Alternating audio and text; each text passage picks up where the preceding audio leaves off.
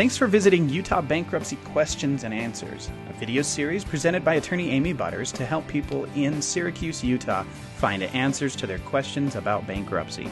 If you need to speak with a bankruptcy lawyer in Syracuse, call Amy at 801-513-DEBT. That's 801-513-3328. This is video number 6, what must be done before you file bankruptcy. Now, when you're getting ready to file bankruptcy, you need to gather all of your income documents. For example, we need the taxes from the last 2 years. We need your pay stubs for the last 60 days. We need your bank statements for the last 60 days. We need to know all of your debts. So a good thing for you to do is to gather all of your bill statements or your credit card statements. We also pull your credit report so we can compare your debts to that as well. Now you also, when you're getting ready to file bankruptcy, you need to find a good attorney that's pro-consumer. And find an attorney that's interested in helping you before, during, and after your case is over. That's something I pride myself on. That's something that my law firm prides itself on. And if you can't retain me, I urge you to retain somebody like me. Now, you also need to get credit counseling from a good, reputable counseling agency. My office uses hummingbird.org. That's a really great company who handles credit counseling, so I would recommend them. I also urge you to talk with a lawyer about who to pay. For example, what bills do you pay and what bills do you stop paying leading up to bankruptcy? And I always tell my clients, number one, continue to pay your house payment if you're current on your house payment. Keep trying to pay that if you'd like, but stop paying all of your credit card debts. Period. Stop. Done. It's wasting your money. Another thing, before you file bankruptcy, there's some pre-planning that goes into effect.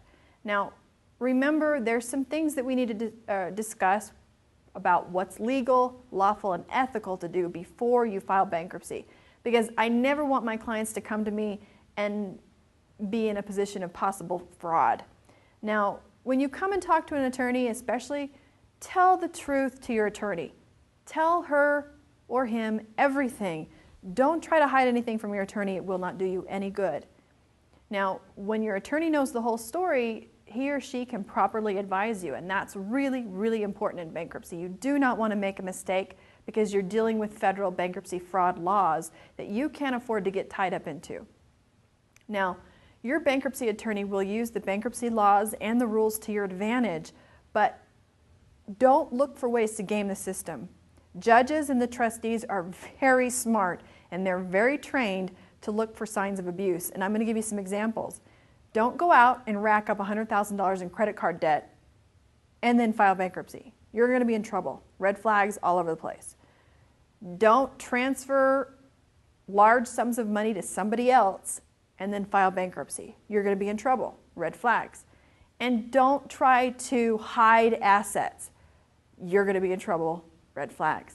And I'm telling you right now, you do not want to be in an investigation dealing with possible bankruptcy fraud. They can take months and months and end up in possible federal law, criminal law complaint, and you do not want that. So when you're doing some pre-planning, remember those really strong warnings that I'm giving you right now. Now, some of my clients come to me and they say, well, what's the difference if I file Chapter 13 bankruptcy or if I just get involved with this credit card repayment plan company that's going to pay my debts over time? And I tell them this, some companies like that are great, others not so much. So you need to look for a friend or a group or a nonprofit that can help you.